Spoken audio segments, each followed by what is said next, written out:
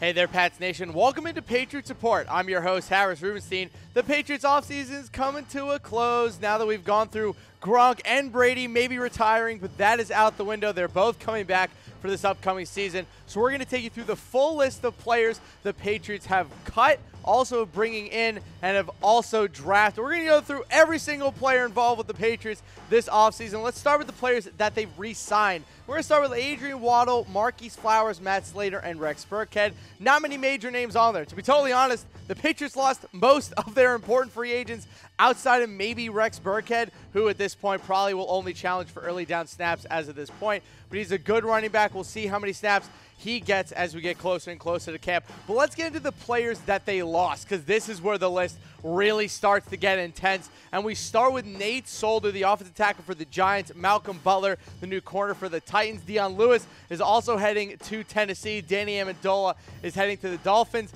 Jonathan Bademosi to the Texans.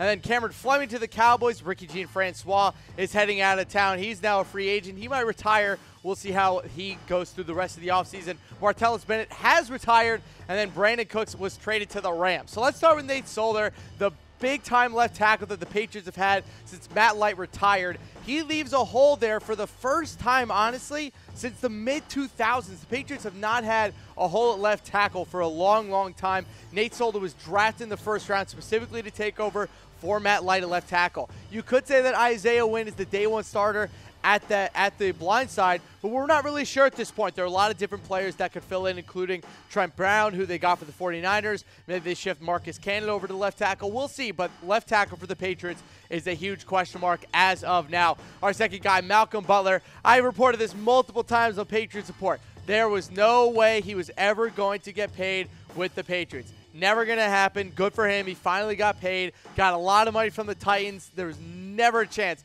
that he was going to get that type of money from the Patriots, especially after everything that went down Super Bowl week. I think it was better for the two parties to just separate. So Malcolm Butler now in Tennessee. And joining him there is Dion Lewis. Good contract with the Titans. But again, another contract I don't think the Patriots were going to match. They like to pay their guys around $3 to $4 million, and Dion Lewis got about double that per year. So it'll be nice to see what he can do with Derrick Henry there in Tennessee, but a big-time miss for the Patriots offense. I just don't think they were ever going to match the money. And then, of course, there's Danny Amendola, probably the biggest loss of the offseason for the Patriots, and that's saying something. I know on the field he wasn't always the greatest stat producer ever, but what this guy was able to do in the playoffs was just spectacular. And again, his familiarity with Tom Brady was so valuable in that offense. A lot of new pieces coming into the offense this year. I think it'll be interesting to see how Brady is going to be able to juggle these pieces. But hey, if you're 30-plus years old and you get paid $8.25 million guaranteed to go play football in Miami, you're going to take that contract any day of the week. Good luck to Danny down there in not South Beach, but still Miami. Let's get into our next guy, and that's Cameron Fleming, the Patriots swing tackle over the past couple of years. Former fourth-round pick out of Stanford, a really good player. Did sign a contract with the Cowboys to basically do the same thing, which is very confusing. I don't really understand why the Patriots didn't bring him back. They apparently chose Adrian Waddle over Cameron Fleming, which if you watched just 2 seconds of game film from any time either of them were on the field, you could instantly tell that Cameron Fleming was the better player. But hey, I guess Adrian Waddle fits better into their plans. Who knows? Dante Scarnecchia is a weird guy, so I guess he likes Adrian Waddle over Cameron Fleming. I still don't get it. And then finally, another huge loss for the Patriots was Brandin Cooks. Though this one was self-inflicted. They traded him to the Rams. They got the number 23 overall pick in the draft to take Isaiah Wynn, so maybe they took Brandin Cooks in order to replace the hole at left tackle. But look, it came down to money. The Patriots did not want to pay him the eventual $12 to $13 million a year that the Rams are going to have to pay him.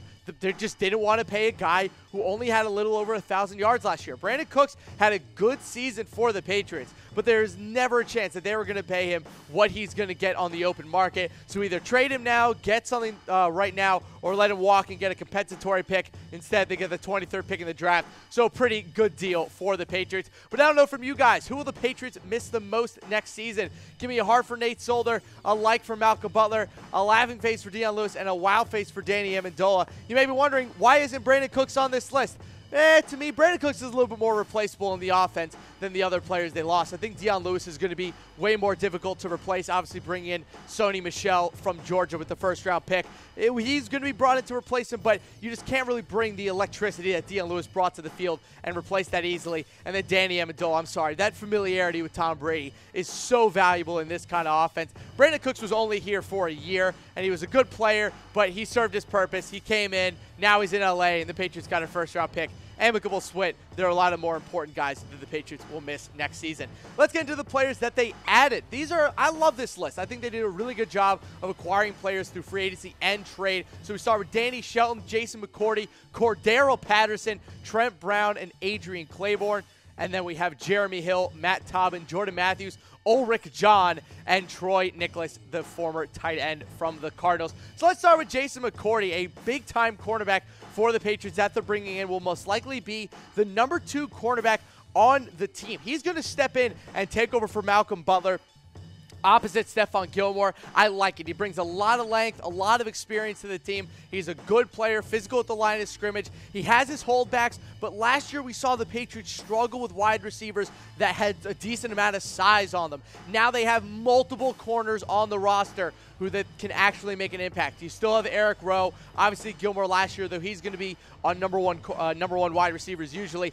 Now you have Jason McCourty who can come in and guard a Devontae Parker if he's a number 2 option on an offense. Or even have someone that isn't Eric Rowe cover Alshon Jeffrey when he's on the field. So Jason McCourty, a very good quality replacement for Malcolm Butler. Let's talk about Cordarrelle Patterson, acquired from the Raiders in a trade. He's going to end up being the primary kick returner, what the Patriots just have not had in a while. Dion Lewis was a kick returner. They've had a couple other guys fill in throughout the years, but Cordarrelle Patterson is the first guy that they've had in a long, long time that is really going to be a primary kick returner. I'm also excited to see what McDaniels does with him on the offensive side. I think he's going to be an interesting gadget player, whether that's at running back or wide receiver. He can even throw the ball a little bit, so we'll see what they're able to do with him. Another guy they got in a trade was Trent Brown. They got him from the 49ers. Look, if you saw that picture of him when the Patriots first traded for him and he was around the media, this is one of the biggest people I've ever seen play football. He's 6'8", basically 6'9", and about 340 pounds. He is a mammoth of a human being. He's bigger than Nate Solder is. If you put the two next to each other, Trent Brown is bigger, which is saying something because Nate Solder was humongous. So now they bring in Trent Brown, who Kyle Shanahan even said is one of the best pass protectors that he had ever seen.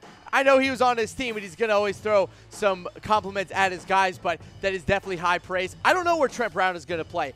The real question is, what are they going to do with Marcus Cannon coming back from the injury? Is he going to shift over to left tackle? Is he going to play right? Because Trent Brown will probably take over the open tackle spot with Isaiah Wynn also fighting for the left tackle spot or one of the guard spots. But as Bill Belichick and Nick Caserio have said since the draft, we are going to field the 5 best offensive linemen on the roster. I think Trent Brown is one of those 5. Let's get to another guy. That's Adrian Clayborn, the defensive end that they signed in free agency. Big time need for the Patriots was defensive end. They had a lot of injuries in that spot and no depth by the end of the season. They were starting Eric Lee, a former Buffalo Bill practice squatter, by the time the playoffs came around. Not something you can have going into next season with the clock ticking on Tom Brady's career. So they get Adrian Clayborn, a guy who's going to come in and help the growth of a lot of the young DNs that they have on the roster. He'll bring in some sacks. I don't think he's going to have 9.5 sacks this year. I don't think that's going to happen. But somewhere around 5 or 6 is probably where you'll see Adrian Clayborn. That's fine. They just need someone who can add a little pressure on the outsides. Let's get into a guy who honestly might not even be on the team by the time the season starts, and that's Jeremy Hill. And decent early down back, but dealing with a lot of injuries. He was with the Bengals. They benched him and then started him, then benched him again. He had a very tumultuous last couple years with the Bengals, but now he's healthy coming into Patriots camp. It's literally Jeremy Hill versus Mike Gillislee for that early down running back spot opposite Sony Michel. It'll be interesting to see who wins it out of camp. I still think Gillislee is going to win. I don't think they'd sign a guy to a 2-year contract just to get rid of him after a rough year where Dion Lewis just completely took over the running back role. So Jeremy Hill, I still don't know if he'll actually make the team, but an addition in free agency. Another guy is Jordan Matthews, wide receiver from the Eagles and the Bills. This dude had 3 surgeries in last season alone. He's got to stay healthy. When he's on the field, he's a good wide receiver. I think he'll probably play that number 3 wide receiver role. Whether he plays in the slot or the outside remains to be seen. I think he can play just about anywhere. I think his repertoire with Brady is going to be really the determining factor of whether or not he gets on the field. Good player, good wide receiver. I think he's going to battle it out between Kenny Britton and himself to see who can make the roster. I don't think they're going to keep both those guys on the team. So I want to know from you guys, who's the Patriots' best offseason addition? Give me a heart for Danny Shelton. We didn't talk about him that much because we've talked about him so much in previous shows, but yes, they got him from the Browns. Jason McCourty, give me a thumbs up. Adrian Clayborn, give me a laughing face. And then Trent Brown, give me a wow face. Let's go through the players that the Patriots drafted. So obviously Isaiah Wynn and Sony Michel, the 2 Georgia Bulldogs. Got Duke Dawson, Juwan Bentley, and Christian Sam. And then Braxton Berrios, guy who we reported took a visit with the Patriots. Then quarterback Danny Etling, cornerback Keon Crossan, and then tight end Ryan Izzo. And obviously you got to go with Isaiah Wynn, the first guy that we're going to talk about here. Can either play a tackle or guard. According to just so many people, both myself on Twitter, Tom Downey as well, I understand that the pick at 23 was a little bit strange, but just remember, this is a very, very good player. This isn't just some guy they pulled off the scrap heap to pick at 23. This was one of the best offensive linemen in the entire draft. I think the Patriots wanted to strengthen the offensive line. People forget, y'all have selective memories. The Patriots' offensive line for the first half of last season was garbage. Tom Brady was sacked more times through the first 4 games of last season than any other 4-game stretch of his career. So don't talk to me about the Patriots' offensive line being great. It had holes. It needed help. Cannon's coming back from an injury. Nate Solder is gone. Why not shore up the offensive line with a great guard/tackle in the first round? I like the pick. I think he's going to be a big-time asset for the Patriots going forward. This dude's an absolute killer. Next guy is Sony Michel. Again, people, including my own father, have come at me about giving this grade a C+, but I have to be consistent, and I can't give the Patriots a great grade for taking a running back in the first round. But for the guy that they took, Sony Michel is maybe the perfect running back for their offense in this draft. This dude is electric on the field. He can catch, he can block, he can run between the tackles. He's a fantastic runner in the open field. Him and Tom Brady are going to do some nasty, nasty things to defenses next year. I love this draft pick, though the first-round pick is still a little iffy for me, but I like the player a lot. Duke Dawson, the corner from Florida, they got at 56 overall. He's going to battle for that starting slot cornerback job with the likes of Jonathan Jones when he comes back from injury, and the final attempt at an NFL career for former high school rival of mine, Cyrus Jones. Not that I played high school football that much, but he did go to my rival high school. I knew him. He's a good guy, but he hasn't really had a lot of luck so far in the NFL.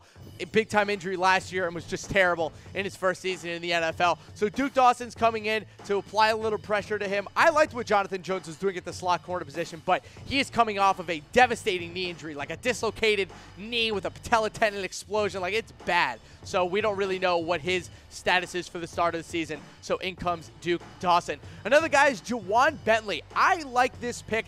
I think it's a little bit high at 143 overall, but he fits a lot of the measurements of who the Patriots like to go for at linebacker. He's big, he's consistent, he's not overly quick, but he's good inside of a phone booth. He can get to the quarterback a little bit as well, but he's fantastic in the run game. I like the Juwan Bentley pick. I think he'll be a good player next year. I never think he's going to be the leader of a defense or the guy who's going to blow you away on tape, but he's a good, consistent player and should be just that for the Patriots defense next season. Christian Sam, the linebacker, the guy from Arizona State. I called it, everyone. I told you they were going to take him, and I ended up being right. He's a great, great linebacker out of Arizona State. They got him in the 6th round. I was stunned that he dropped that far. He has a chance to start day 1 for the New England Patriots. I'm not kidding. He is literally a Landon Roberts, but about 5 to 10 times better, at least coming out of college. He's a very good player in the run game. He can get after the quarterback as well. He had 3 sacks last year. I'd like to see him penetrate a little bit better at the line of scrimmage. Only 9.5 tackles for loss last year. But overall, Christian Sam, great draft pick for the Patriots. A perfect fit to need. I love it. Can't wait to see what he does on the field. And our last guy is Braxton Berrios. I'm not talking about Danny Etling. By the way, to all you Patriots YouTube commenters who think Danny Etling is the next Tom Brady because they were both late-round picks in the draft, Get out of my face. Danny Etling is a backup quarterback at best. Leave it at that. It's fine. They drafted a backup in the 7th round. It can happen. But for Braxton Berrios, he is your Danny Amendola replacement. He can do some punt returns. He can catch the ball as well in the slot. He can do a little outside work as well. He's a versatile little shifty wide receiver. He's not going to get a ton of playing time next year. Honestly, I'd be surprised if he's on the opening day roster going into the season. I think he might be a practice squad year 1 kind of player, but we'll see what happens with Braxton Berrios. I think he's going to be a good addition to their offense when they give him the chance. So let me know in the reactions which Patriots draft pick will have the best, or the biggest, impact next season. Give me a heart for Isaiah Wynn, a like for Sony Michel, a laughing face for Christian Sam, and then a wow face for Braxton Berrios. And also let me know in the comments, do you think Braxton Berrios makes the opening day 53-man roster? I want to figure out where Patriots fans are on Braxton Berrios. Let's get into some undrafted free agents because there were a lot of them. Ryan Anderson, the punter out of Rutgers. John Atkins, the D-tackle out of Georgia. I'm going to try to not butcher his name. Ready? Punter Corey Boyorquez. Boyorquez? I think I nailed it. You also have Trent Harris, the DN out of Miami, and then Frank Heron out of LSU. Chris Lacey, the wide receiver. You got a cornerback, J.C. Jackson, coming out of Maryland. Another corner, A.J. Moore. Running back, Ralph Webb out of Vanderbilt. And then one more tight end, Shane Wyman, who not a big-time chance to make the team. He comes out of UNI. So those are our undrafted free agents for the Patriots offseason. A lot of great transactions for the Pats. I think they had a very successful offseason.